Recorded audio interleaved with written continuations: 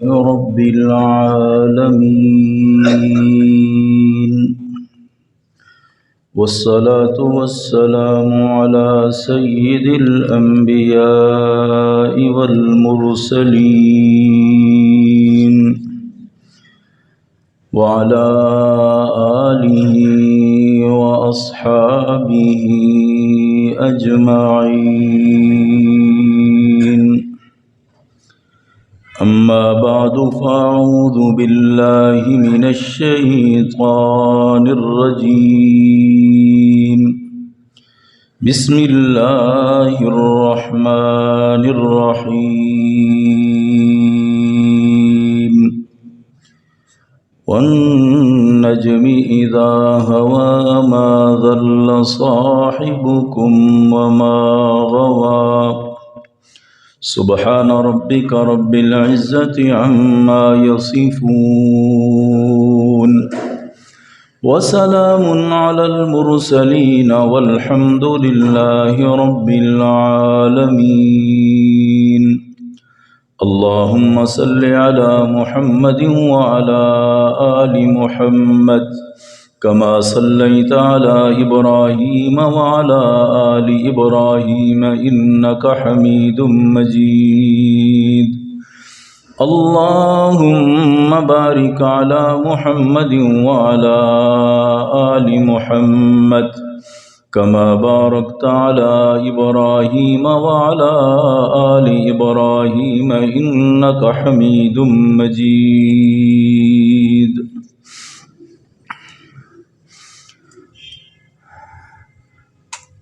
معزز حاضرین و سامعین،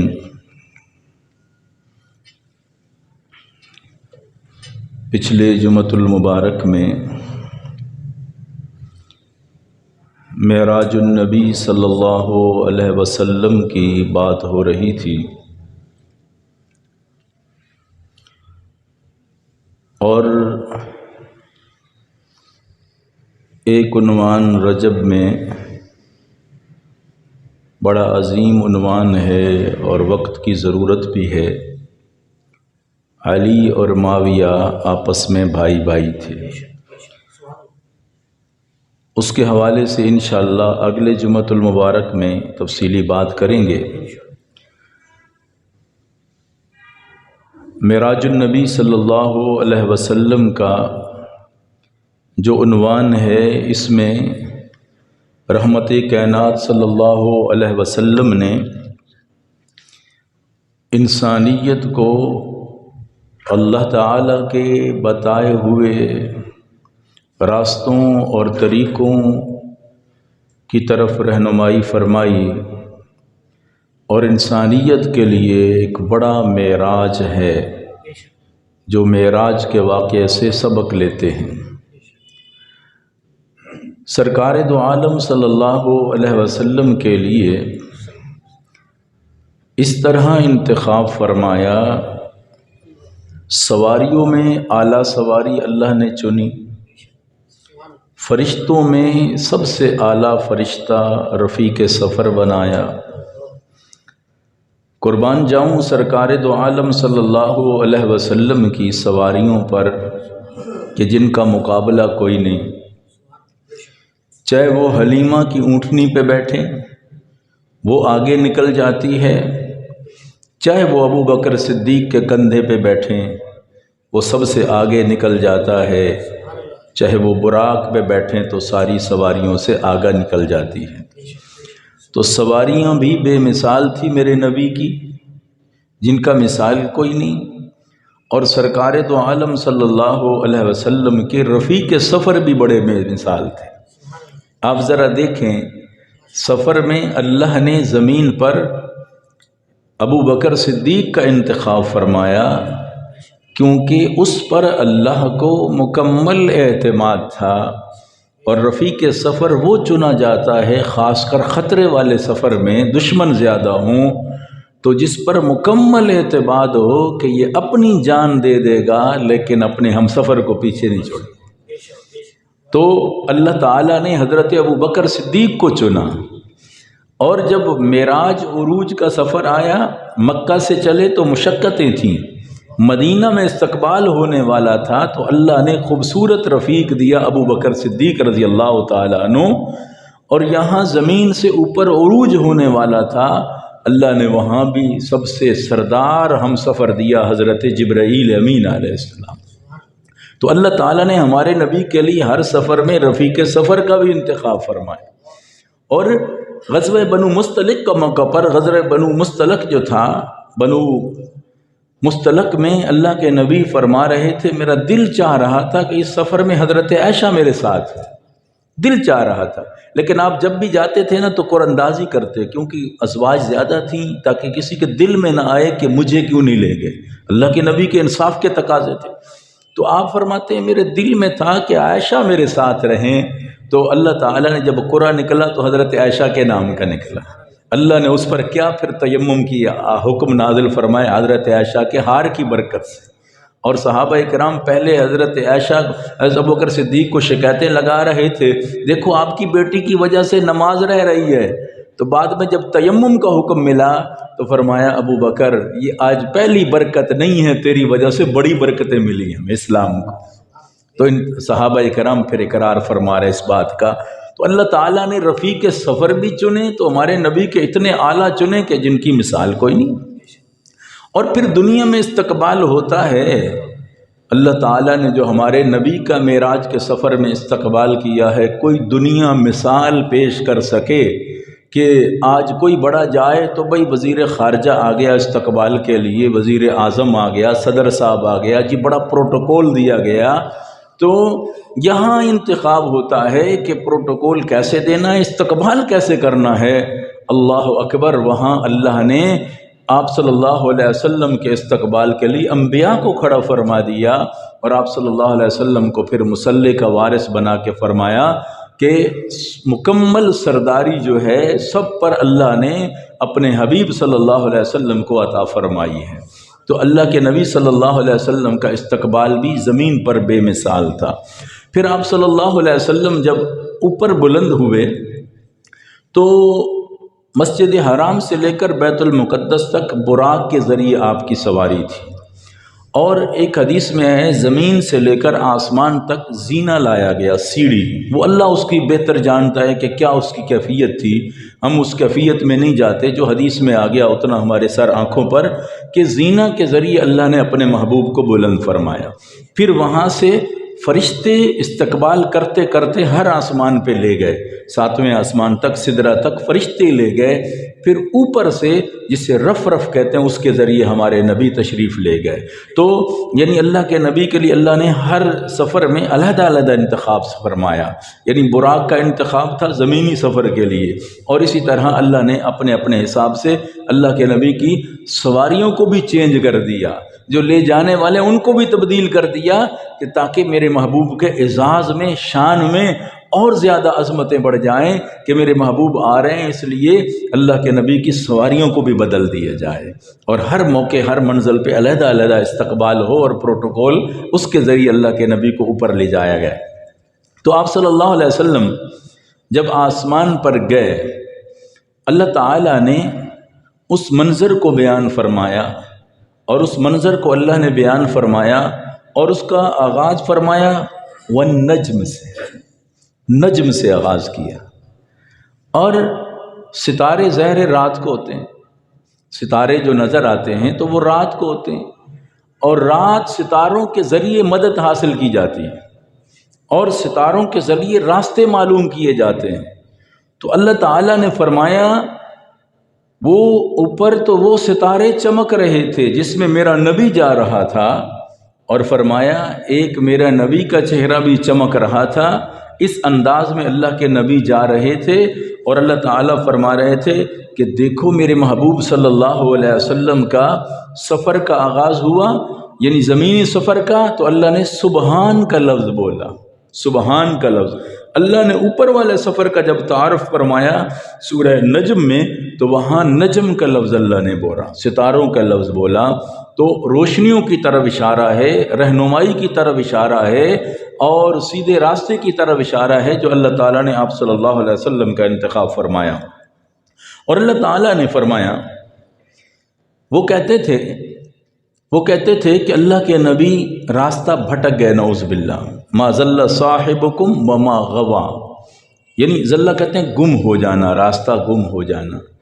تو یہ تو دنیا کی بات وہ کر رہے تھے نا، مکہ والے اللہ کے نبی کو تانے دے رہے تھے، یہ کر رہے تھے، آپ یہ ہو گئے، نعوذ باللہ بھٹک گئے ہیں، باپ دادے کے دین کو چھوڑ دیا ہے، اس طرح کی باتیں کریں، تو راستہ ہی بھٹک گئے ہیں، ان کو روشنی نہیں مل رہی اور یہ غلط راستے پہ چلے گئے ہیں۔ تو اللہ فرماتے ہیں جو میرا نبی عرشوں پہ آ کے راستے نہیں بھولتا، زمین کے راستے وہ کیسے بھولے گا؟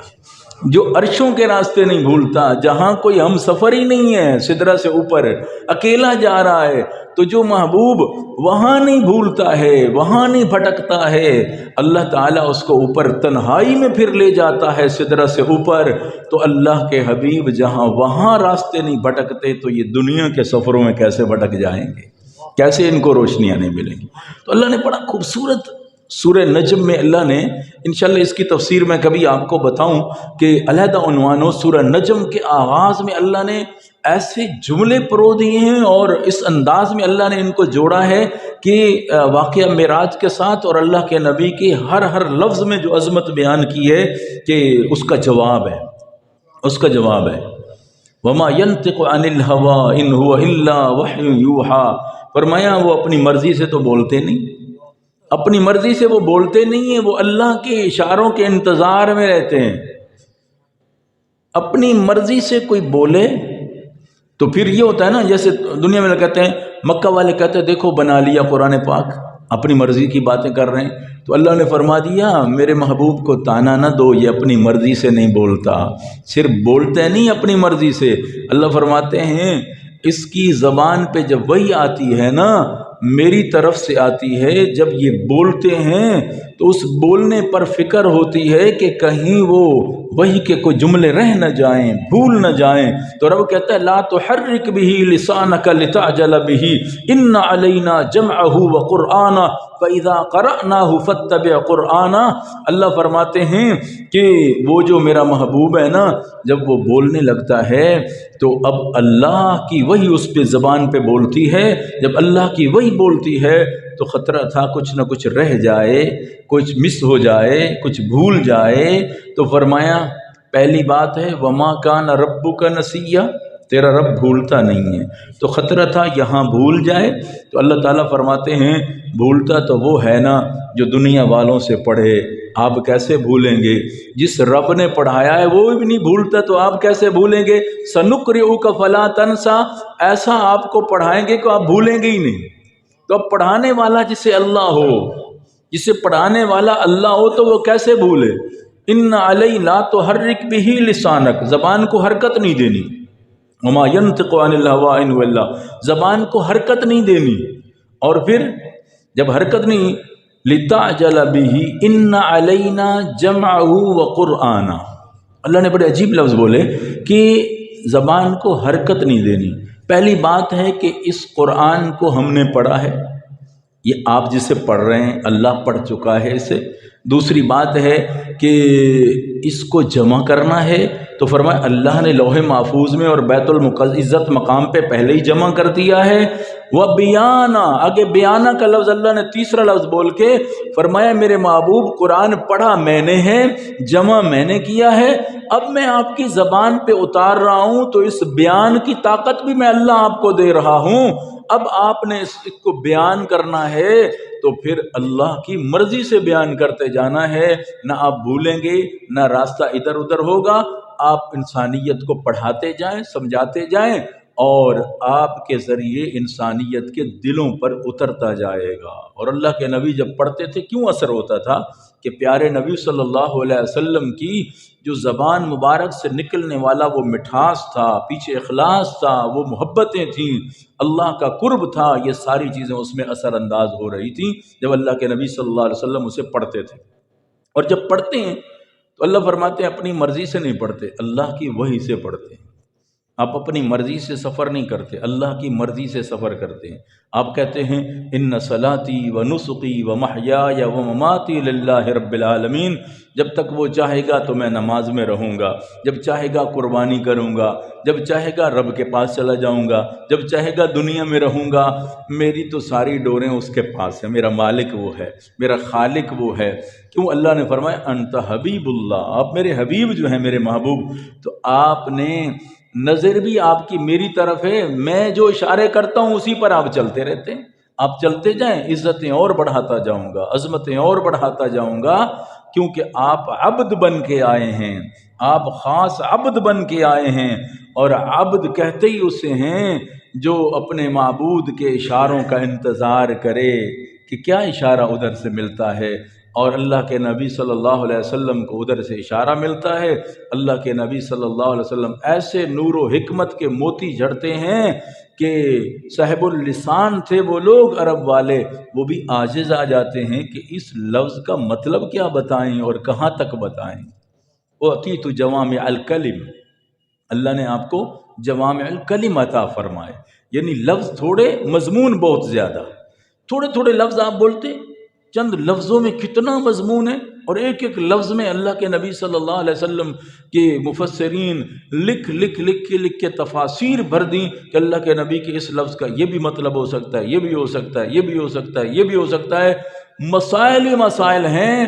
حضرت امام احمد بن حنبل فرماتے ہیں امام شافعی کے گھر میں نے کھانا کھایا، حافظہ بچی نے کھانا پکایا، اس میں ایسی برکت تھی، رات کو میں جاگتا رہا، ایک آیت کو میں نے کھولنا شروع کیا تو رات کو 200 مسائل اللہ نے مجھ پر کھول دیے ایک آیت سے۔ تو آپ اندازہ کریں اس میں اللہ نے کیسے سمندر رکھا ہے، کیا یہ ہے۔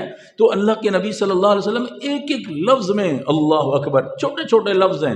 القرآن حجت لک او علیک، لفظ دیکھو نا، القرآن حجت لک او علیک، قرآن آپ پر حجت ہے یا آپ کے لیے حجت ہے۔ اب حجت دلیل کو کہتے ہیں۔ اب لفظ دیکھو نا، اس کو جتنا کھولیں، اب آپ صلی اللہ علیہ وسلم نے فرمایا والدین ہما جنتک و ہما نارک، وہ دونوں تمہاری جنت بھی ہیں، دونوں تمہاری جہنم بھی ہیں۔ اب لفظ کتنے ہیں، اب اس کو اب کھولیں تو کتنے الفاظ نکلتے ہیں اور کتنا بڑا مضمون نکل آتا ہے۔ تو اللہ کے نبی صلی اللہ علیہ وسلم کو اس نے فرمایا وما ينطق عن الهوى ان هو الا وحی یوحى، اللہ کی مرضی سے بولتے۔ اور اب جو فرشتہ ان کو ملا نا وہاں، اللہ اکبر، نوریوں کا سردار تھا۔ اللہ نے پھر رفیق سفر جو ہے اللہ تعالیٰ نے اس کا تعارف کروایا، فرمایا رفیق سفر عام نہیں تھا جو اللہ کے نبی کے ساتھ تھا نا۔ اللہ کے نبی نے خواہش کی کہ یا اللہ مجھے جبرائیل تیرا فرشتہ ہے تو اس کا میں دیدار کرنا چاہتا ہوں، دیکھنا چاہتا ہوں اس کی کیفیت کیا ہے، اتنا طاقت والا فرشتہ، اس کی کیفیت کیا ہے۔ اب رفتار دیکھو، سدرہ سے زمین پر آتا ہے، آنن فانن آ جاتا ہے، ادھر اشارہ ملتا ہے ادھر پہنچ جاتا ہے، ادھر اشارہ ملتا ہے ادھر پہنچ جاتا ہے۔ اس کی پتہ رفتار کتنی، حدیث پاک میں آتا ہے جبرائیل علیہ السلام سے پوچھا کبھی آپ کو مسئلہ بھی بنا ہے وہاں سے آنے میں؟ انہوں نے کہا ایک دفعہ صرف مجھے پریشانی اس بات سے ہوئی جب یوسف علیہ السلام کو بھائیوں میں کنویں میں ڈالا تھا، تو کنویں میں ڈالا جب نہ چھوڑا اسے، اس وقت میرے رب نے کہا کہ نیچے جا کے میرے یوسف کو بچانا ہے۔ اب سدرہ پہ موجود ہے، بھائیوں نے کنویں میں چھوڑ دیا ہے، اب کتنا لمبا کنواں ہوگا، اب اندازہ کتنا بڑا کنواں تو نہیں تھا، فرمایا جب انڈیر سے چھوڑا اس وقت میرے رب کا حکم ملا کہ بچانا ہے میرے یوسف کو۔ تو فرمایا مجھے اس وقت فکر ہوئی کہ اب کیسے جاؤں اتنا تھوڑے سے سفر میں۔ فرمایا ابھی تک یوسف علیہ السلام کنویں کے نیچے پتھر پہ نہیں لگے تھے کہ میں نے پروں کو نیچے بچھا دیا، بچا لیا میرے یوسف کو۔ یہ اندازہ کریں، ہزاروں سال کا سفر ہے، طے کیسے ہو رہا ہے۔ یہ ہے جبرائیل علیہ السلام، ذی قوت عند ذی العرش مکین مطاع ثم امین۔ تو پیارے نبی کی خواہش تھی کہ میں دیکھوں جبرائیل کو۔ تو اللہ کا قرآن کہتا ہے کہ علمہ شدید القوا ذو مرۃ فاستوى وهو بالافق الاعلی، وہ کناروں پر، اللہ اکبر، وہ جو منظر اللہ نے دکھایا، فرمایا وہ ایسا منظر تھا کہ اللہ کے نبی فرماتے ہیں جبرائیل نے 2 ہی پر کھولے تھے جس نے مشرق اور مغرب کو ڈھانپ لیا تھا۔ اور اس انداز میں امام غزالی رحمہ اللہ فرماتے ہیں اگر جبرائیل اپنا قد کھول دے نا، جبرائیل اپنا قد جو اللہ نے اسے طاقت دی ہے، اگر اس کو ظاہر کر دے تو زمین سے لے کر آسمانوں سے سدرہ تک اس کا سر جائے گا، زمین پہ اس کے قدم ہوں گے۔ اللہ نے اتنی اس کو شان دی ہے، اتنی طاقت دی ہے۔ یہ تو بخاری شریف کی روایت ہے کہ 2 پر کھولے تو مشرق اور مغرب کو ڈھانپ لیے۔ تو اللہ کے نبی نے فرمایا اسی حدیث میں کہ 600 پر اللہ نے عطا فرمایا جبرائیل کو۔ 2 پروں کا یہ حال ہے تو 600 پر کھولے گا تو کیا کیفیت ہوگی؟ اللہ کا ایسا فرشتہ جو پیارے نبی کے ساتھ ہے معراج کے سفر میں، معراج کے سفر میں ساتھ ہے۔ تو ایک دن جبرائیل سے پوچھا کہ آپ کوئی اور کام بھی کرتے ہیں؟ فرمایا ہاں، جو راستہ بھول جاتے ہیں نا، میں اشاروں سے ان کو راستوں پہ لگا دیتا ہوں۔ مجھے یہ بڑا پسند ہے، مجھے یہ بڑا پسند ہے کہ راستے بھولوں کو راستے پہ لگانا، یہ مجھے بڑا پسند ہے۔ اللہ مجھے اجازت دے جو بھی راستہ بھول جائے نا، میں جبرائیل ان کو بتاؤں کہ راستہ یہ ہے، ادھر سے جا۔ تو دیکھو کیا اتنی عظمتوں کے باوجود کیفیت اللہ نے کیا بنائی جبرائیل علیہ السلام کی، اور پیارے نبی صلی اللہ علیہ وسلم کی کیفیت کا بھی اندازہ کریں۔ اللہ کے نبی کی یہ بھی ہوتا تھا کہ دوسرے کی خیر خواہی سوچوں، دوسرے کی خوشی سوچوں، دوسرے کے لیے سوچوں۔ بوڑھی اماں گالیاں دے رہی ہے پیارے نبی صلی اللہ علیہ وسلم کو، پہچانتی نہیں نا، گالیاں دے رہی ہے، اور میرے نبی اس کا سر پہ وزن اٹھا کے جا رہا ہے آگے کہ وہ برا بھلا بھی کہہ رہی ہے۔ آج ہمیں تو کوئی کہہ کے دیکھے، سلام لینے کے لیے تیار نہیں ہوتے۔ اللہ کے نبی صلی اللہ علیہ وسلم اس کا وزن اٹھا رہے ہیں، وہ برا بھلا کہہ رہی ہے، اور بعد میں بتایا کہ پہلے بتا دیتے وہی تو ہوں جو تیرا وزن اٹھا کے جا رہا ہے، جسے برا بھلا کہہ رہی ہے۔ بعد میں بتایا، پہلے بھی بتا سکتے تھے، اگر پہلے بتا دیتے تو شاید وہ وزن اٹھانے کا موقع نہ ملتا۔ تو اللہ کے نبی صلی اللہ علیہ وسلم نے فرمایا اس کو پہلے اپنے ٹھکانے تو لگاؤں، جہاں اس نے جانا ہے بعد میں تعارف ہوگا اس کا۔ تو یہ چیز ہوتی ہے۔ تو اللہ تعالیٰ نے آپ صلی اللہ علیہ وسلم کو ان خوبیوں سے نوازا، اور اللہ تعالیٰ فرماتے ہیں جب میرا محبوب صلی اللہ علیہ وسلم اوپر کا سفر کرتا ہے نا، میری طرف بڑھتے ہیں، میری طرف بڑھتے ہیں، اور اس انداز میں بڑھتے ہیں جتنی قربت اللہ نے آپ کو عطا فرمائی، جتنی قربت اللہ نے آپ کو عطا فرمائی، پوری کائنات میں اللہ نے اتنی قربت کسی کو عطا نہیں فرمائی۔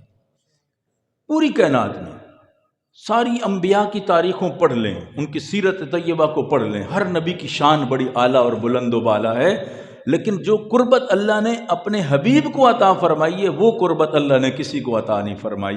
یہ ہمارے نبی کی خاص شان ہے، خاص شان ہے۔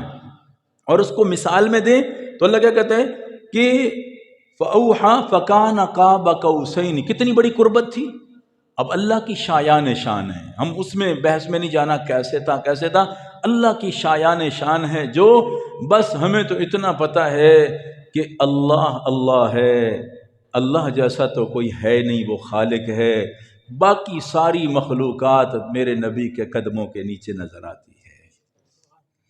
اللہ تو اللہ ہے، وہ تو خالق ہے، وہ معبود ہے، اللہ جیسا تو کوئی بن نہیں سکتا، اللہ کے برابر تو کوئی ہو نہیں سکتا، یہ تو سب کا اتفاقی مسئلہ ہے۔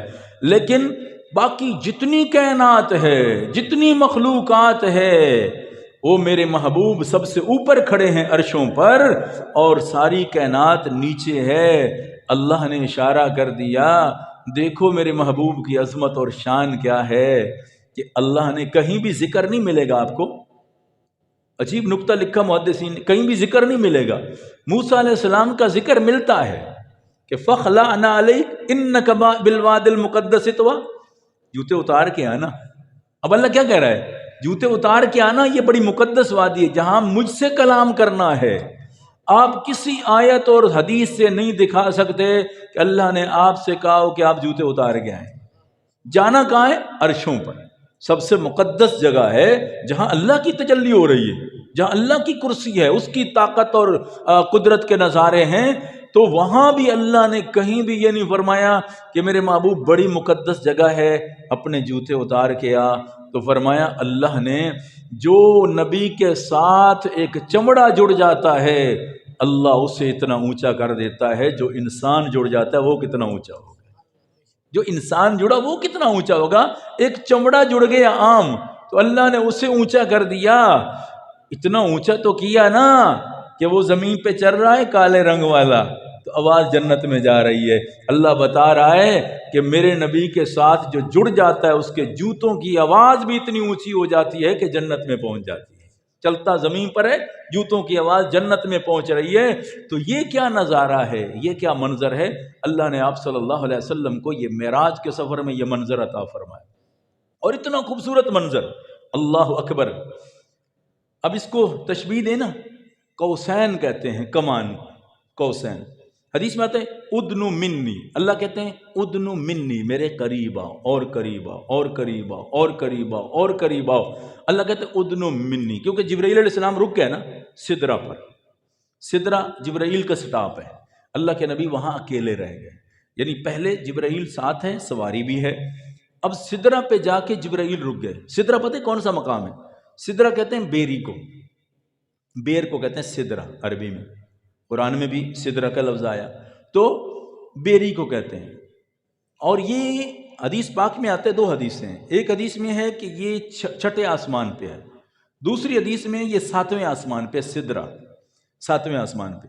علامہ ابن حجر اسقلانی نے نا فتح الباری بخاری شریف کی جو شرح لکھی ہے، اس میں انہوں نے تطبیق دی ہے دونوں حدیثوں میں، انہوں نے کہا کوئی اختلاف نہیں ہے دونوں حدیثوں میں، کیوں کہ اس کا تنا جو ہے وہ چھٹے آسمان پہ ہے اور اس کی شاخیں ساتویں آسمان پر ہیں، یہ ہے سدرہ اسے کہتے ہیں۔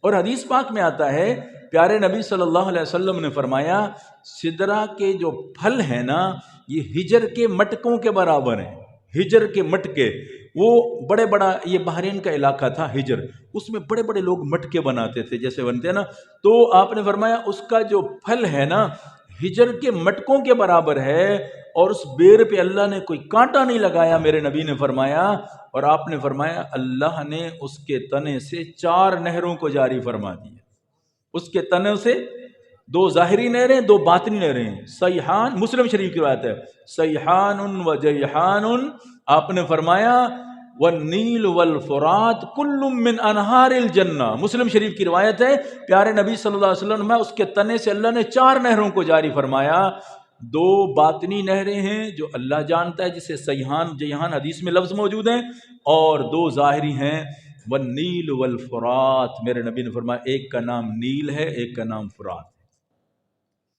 اور یہ بھی اللہ کی قدرت کے نمونے ہیں، نیل اور فرات۔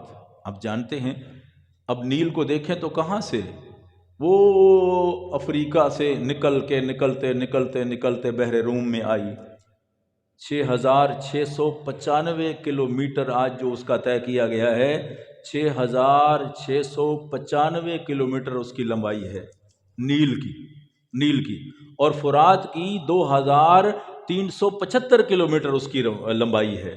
یہ ترکی کے ارارات پہاڑوں سے نکل کر اس طرح عراق اور شام اس میں جاتی ہے۔ تو آپ ذرا اندازہ کریں نیل اور فرات آج بھی اللہ کی قدرت ہے، آپ ذرا تصور کریں بھی 6695 اور 2375 کلومیٹر ان کی صرف لمبائی ہے جہاں پانی چل رہا ہے، اور پیارے نبی نے فرمایا ان کی اصل اللہ نے سدرہ سے نکالی، اصل وہاں سے نکلی ہے، پھر اللہ وہ بہتر جانتا ہے، جیسے حدیث پاک میں ہے نا میرا حوض سب سے بڑا ہوگا حشر کے میدان میں، اصل تو نہر کوثر ہے نا، نہر ہے جنت میں، اس سے یہ پانی آئے گا پیارے نبی کے حوض میں آئے گا میدان میں۔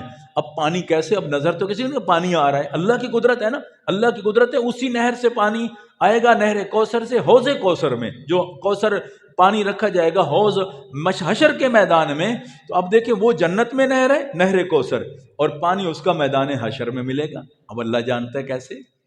تو اب اللہ کی قدرت کا نمونہ ہے یہ سدرہ، اور جب میں اور آپ عمل کرتے ہیں نا، نماز پڑھتے ہیں، روزہ رکھتے ہیں، جو بھی عمل ہے، تو یہ سدرہ پہ جاتا ہے، اگر قبول ہو جائے تو اللہ اسے اوپر اٹھا لیتا ہے، اگر قبول نہ ہو اللہ اسے وہیں سے رد فرما دیتا ہے، فرمایا مجھے یہ قبول، جیسے ایک حدیث میں آتا ہے نا کہ نماز قبول نہیں ہوتی تو اللہ سیاہ کپڑے میں لپیٹ کے اس کے منہ پہ مار دیتا ہے کہ تیری نماز کی مجھے ضرورت نہیں ہے۔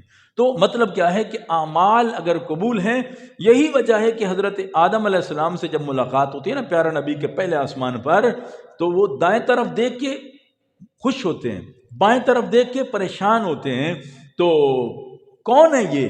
فرمایا یہ آپ کے والد آدم علیہ السلام ہیں، خوش کیوں ہوتے ہیں، پریشان؟ ادھر بھی ایک دروازہ نظر ادھر بھی آ رہا ہے، تو یہ کیا وجہ ہے؟ تو فرمایا جو آپ کی امت کے وہ لوگ جو کامیاب ہو گئے نا، فوت ہوئے کامیاب ہو گئے، جب ان کی روحیں ادھر پہنچتی ہیں، حضرت آدم علیہ السلام ان کا مشاہدہ کرتے ہیں اور کامیاب روحیں ہیں اور کامیاب ہو گئے تو اللہ کے نبی خوش ہو جاتے ہیں۔ جب بائیں طرف جاتی ہیں تو اللہ کے نبی پریشان ہو جاتے ہیں کہ میرا ایک امتی ناکام ہو گیا، میرا ایک امتی ناکام ہو گیا۔ تو یہ حضرت آدم علیہ السلام پریشان ہو جاتے ہیں، بھئی میرا ایک اولاد آدم میں سے ایک بندہ ناکام ہو گیا۔ پیارے نبی بھی اس پر حیران ہوئے کہ جو دائیں اعمال دائیں ہاتھ میں ملے گا کامیاب، قرآن بھی کہتا ہے بائیں ہاتھ میں ملے گا تو ناکام، دائیں طرف والے کامیاب، بائیں طرف والے ناکام۔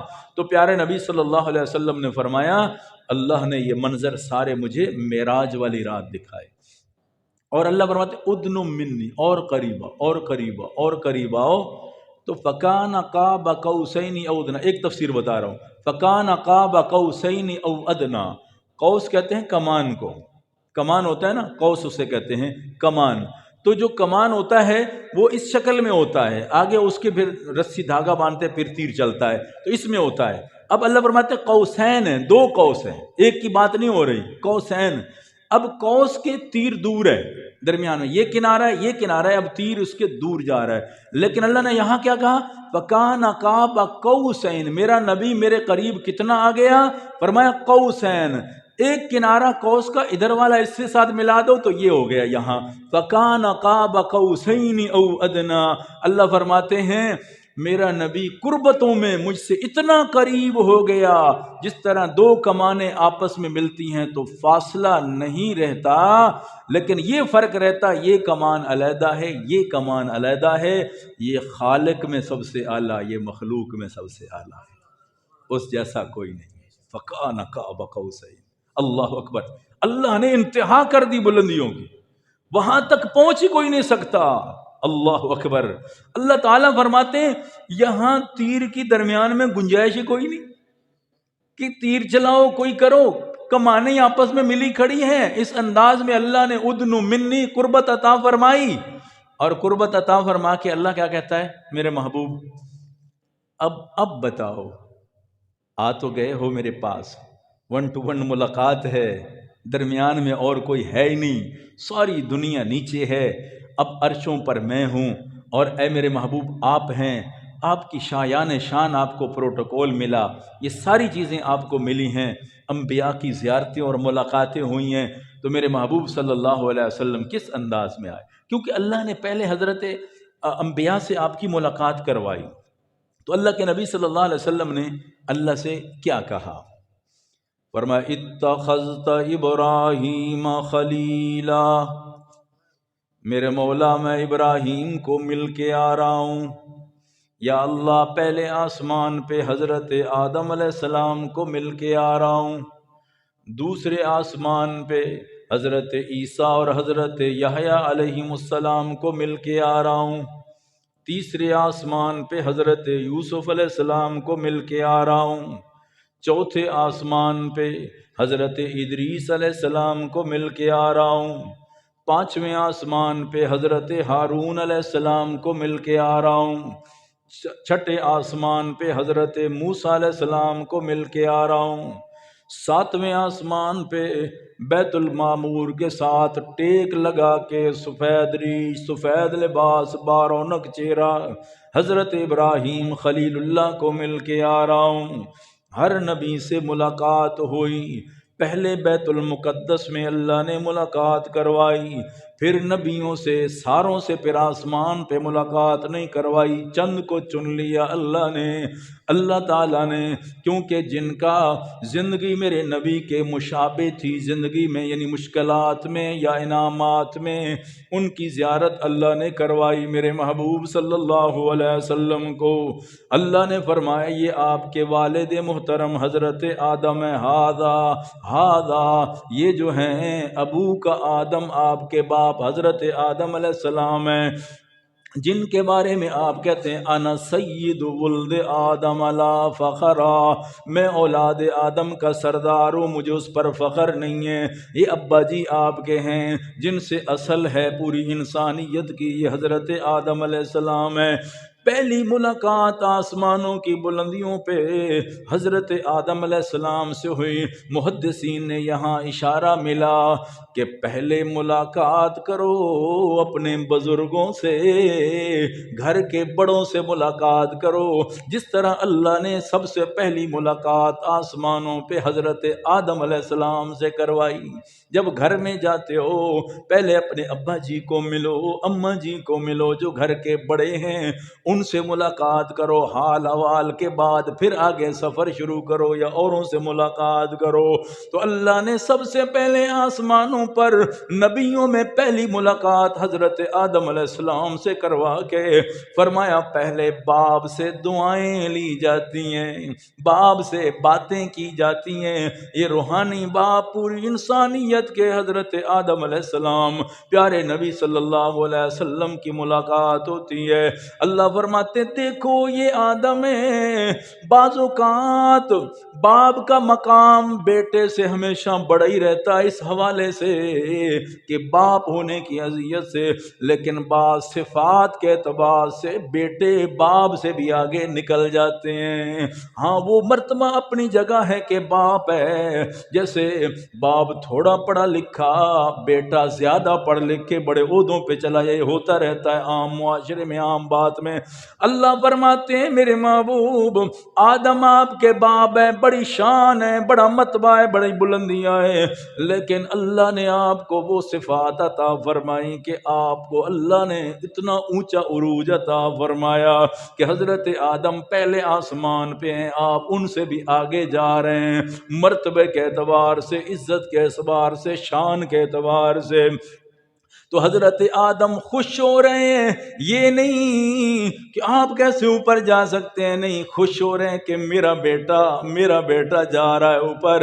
اور اللہ کے نبی صلی اللہ علیہ وسلم کو اس لیے کہتے ہیں مرحبا مرحبا بالابن الصالح و بالنبی الصالح۔ حضرت آدم نے لفظی بولے میرے بیٹے بڑا خوش ہوا تیرے ساتھ ملاقات ہو گئی، اور اے صالح نبی تیرے ساتھ ملاقات ہو گئی۔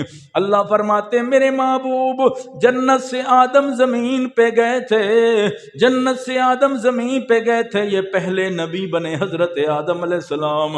آج میں آپ کو جنت بھیج رہا ہوں، شیطان نے آپ کی اولاد کو نکالنے کی بڑی کوشش کی ہے، میں آدم کو دکھانا چاہتا ہوں شیطان ناکام ہو گیا، تیری اولاد آگے نکل گئی۔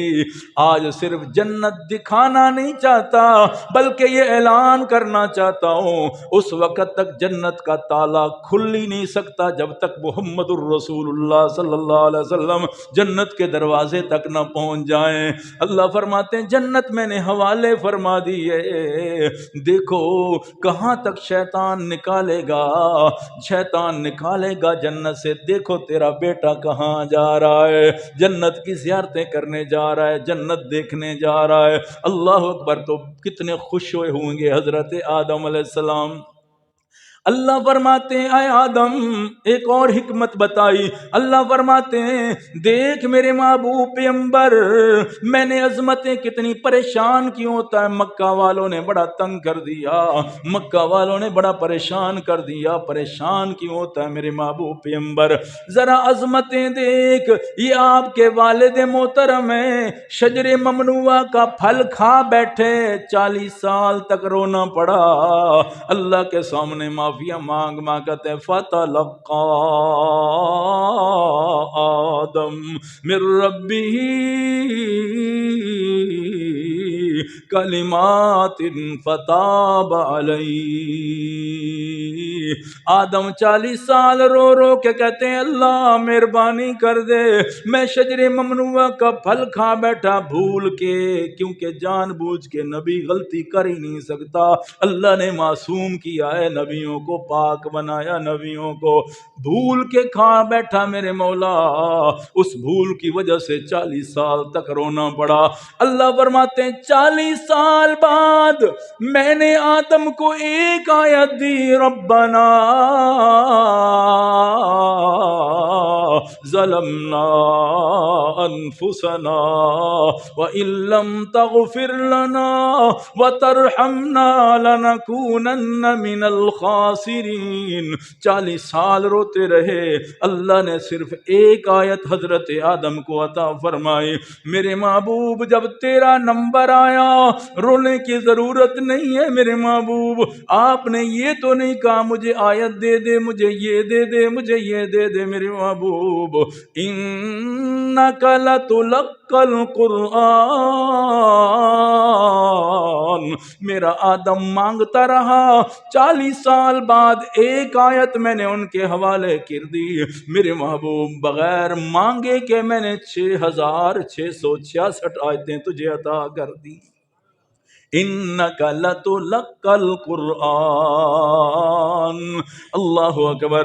حضرت آدم خوش ہو کے بھیجتے ہیں اپنے بیٹے لخت جگر کو، پھر حضرت یوسف علیہ السلام بڑے خوش ہو کے بھیجتے ہیں اللہ کے نبی کو۔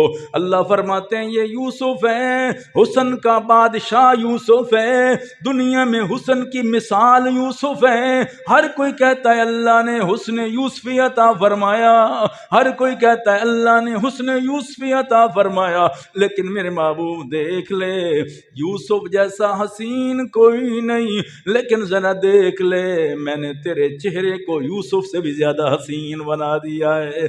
اللہ اکبر۔ یوسف کے حسن میں کوئی شک نہیں ہے، وہ صباحت والا حسن ہے جیسے میٹھا ہوتا ہے، تیرا حسن ملاحت والا ہے جیسے نمکین ہوتا ہے۔ مطلب کیا ہے؟ یوسف کو ایک دفعہ دیکھو جی کرتا ہے میں نے دیکھ لیا بس دیکھ لیا، بڑا حسین ہے یوسف علیہ السلام، لیکن میرے محبوب تیرے چہرے میں نے ایسی چاشنی رکھی ہے، تیرے چہرے میں ایسا مٹھاس رکھا ہے، تیرے چہرے میں ایسی نمکینی رکھی ہے، جو دیکھتا ہے آپ کو بس دیکھتا ہی رہ جاتا ہے، جی بھرتا ہی نہیں ہے آپ کو دیکھنے والا، کبھی تھکتا ہی نہیں ہے۔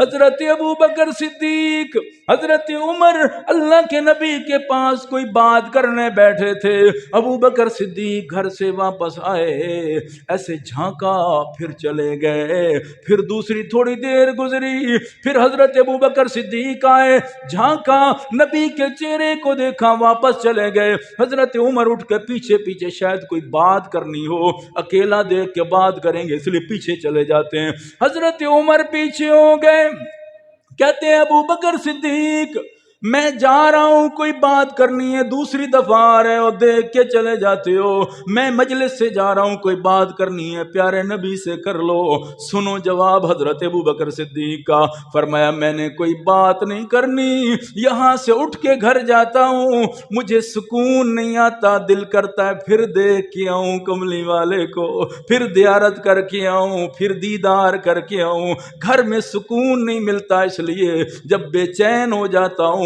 اللہ کے نبی کا چہرہ دیکھتا ہوں تو مجھے سکون مل جاتا ہے۔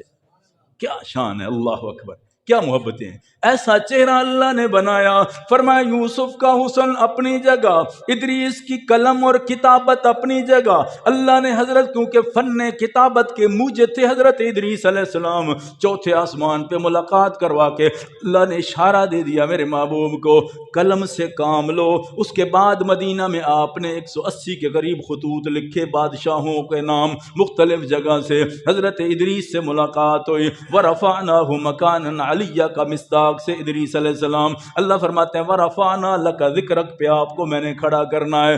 اللہ اکبر۔ جاتے جاتے 7ویں آسمان پہ حضرت ابراہیم علیہ السلام جب ملتے ہیں تو میرے نبی خوشی سے باغ باغ ہو جاتے ہیں، حضرت ابراہیم علیہ السلام کو دیکھ کے خوشی سے باغ باغ ہو جاتے ہیں۔ حضرت ابراہیم نے بھی یہی کہا مرحبا مرحبا بالابن الصالح وبالنبی الصالح، اے میرے نیک بیٹے بڑی خوشی ہے میرے پاس آئے ہو۔ 7ویں آسمان پر حضرت ابراہیم سے جب ملاقات ہوتی ہے، اللہ اکبر، حضرت ابراہیم کا جواب سنو، بڑے خوش ہو کے ملے اللہ کے نبی کو معانقہ فرمایا، اور فرمانے کے بعد حضرت جبرائیل علیہ السلام نے 2 باتیں بڑی خوبصورت فرمائی اس امت کے حوالے سے۔ فرمایا میرے محبوب اب آپ نے اللہ سے ملاقات کر کے واپس جانا ہے، پہلی بات یہ ہے تیری امت سے میرا بڑا تعلق ہے، میں نے خانہ کعبہ بنایا تھا جو مرکز بنا ان کا، میں خود اپنے ہاتھوں سے تعمیر کر کے دعائیں مانگ کے آیا تھا، ربنا وبعث فیہم رسولا۔ اللہ کے نبی نے فرمایا میں ملت ابراہیمی پر ہوں، تو اس لیے میں اپنی اولاد کا نام بھی مسلمان رکھ کے آیا تھا۔ حضرت ابراہیم کہتے ہیں اس لیے فرمایا جب آپ نے واپس جانا ہے تو پہلا کام یہ کرنا میری طرف سے اپنی امت کو سلام پیش کر دینا۔ کس کا سلام؟ وعلیہ السلام۔ حضرت ابراہیم علیہ السلام نے مجھے اور آپ کو سلام بھیجا ہے، کیا شان ہے، اللہ اکبر۔ جد الانبیاء، 4000 سے زیادہ نبیوں کے جد اعلیٰ، جن سے ہزاروں نبی جن کی اولاد سے آئے، وہ کہتے ہیں میرے محبوب جب واپس جانا نا میری طرف سے اپنی امت کو سلام پیش کرنا۔ اللہ اکبر۔ دوسری بات جو انہوں نے کہی بڑی خوبصورت، فرمایا ان کو پھر خیرخواہی کی بات بھی بتائی کہ ان کو فائدہ ہو جائے۔ فرمایا خیرخواہی کی بات یہ ہے میری طرف سے امت کو بتا دینا، جنت ایک میدان کا نام ہے، اس میں بوٹے لگاؤ، باغ لگاؤ، خوبصورت باغ لگاؤ، اس کے اندر کیا باغ لگائیں؟ فرمایا سبحان اللہ، الحمدللہ، اللہ اکبر۔ فرمائے امت سے کہنا یہ پڑھتے رہا کرو، اللہ جنت میں تمہارے باغ لگاتا رہے گا۔ آج کون ایسے باغ، ایک دفعہ سبحان کہا تو درخت لگ گیا، تو آپ اندازہ کریں کون اتنے باغ لگا۔ روزانہ ہم 100 بوٹے والا باغ لگا سکتے ہیں، چھوٹا باغ نہیں ہے، اللہ اکبر۔ تو وہ باغ ہم لگا سکتے ہیں۔ پھر اللہ کے نبی صلی اللہ علیہ وسلم جب بیت المعمور میں آگے بڑھتے ہیں نا، اللہ کے پاس جاتے ہیں تو اللہ اکبر، وہ کیا منظر تھا، وہ کیا نظارہ تھا جس کا مقابلہ دنیا میں اس منظر کا کوئی کر نہیں سکتا ہے۔ دنیا میں سب سے، جنت کی سب سے بڑی نعمت ہے اللہ کا دیدار کرنا، اللہ کا قرب حاصل کرنا۔ جنتی کہیں گے ہر چیز بھول گئی ہمیں، جب اللہ کا قرب مل گیا جنت کے اندر، اللہ کی رضا مل گئی جنت کے اندر۔ قربان جاؤں کملی والا ایک ہی ہستی ہے جسے اللہ نے کائنات کے اندر زندگی مبارک میں اللہ نے اپنا قرب عطا فرمایا اور اپنے ساتھ وہاں عرش پہ جگہ عطا فرمائی۔ یہ ایک ہی ہستی ہے کائنات میں، اور کسی کو یہ اعزاز نہیں ملا ہے۔ اور اللہ فرماتے ہیں میرے محبوب لائے کیا ہو، ما جئتنی بتحیۃ التحیات للہ والصلوات والطیبات۔ اللہ تعالیٰ نے فرمایا السلام علیکہ ایہا النبی ورحمۃ اللہ وبرکاتہ۔ نماز جب بھی پڑھتے ہیں تو اس ذوق سے پڑھا کریں، التحیات پہ جب بیٹھتے ہیں یہ اللہ اور اس کے محبوب کا کلام ہے، اللہ اور اس کے حبیب سے باتیں ہیں جو نماز کے اندر رکھی گئی ہیں التحیات کی صورت میں۔ یہ تصور پڑھ کے، تصور میں بیٹھ کے پڑھا کریں، التحیات للہ۔ یہ میرے نبی نے فرمایا تھا یا اللہ یہ 3 چیزیں لایا ہوں، آگے اللہ نے جواب دیا السلام علیکہ ایہا النبی ورحمۃ اللہ وبرکاتہ، پھر آگے نبی کا کلام ہے وعلی عباد اللہ الصالحین۔ اللہ تعالیٰ نے سلامتی میں پیارے نبی نے امت کو بھی ساتھ شامل فرمایا۔ پھر فرشتے خوش ہو جاتے ہیں، فرشتے پھر خوش ہو جاتے ہیں یہ سن کے نا، کہتے ہیں اشہد ان لا الہ الا اللہ، اللہ اکبر۔ یہ آگے فرشتوں کا کلام ہے۔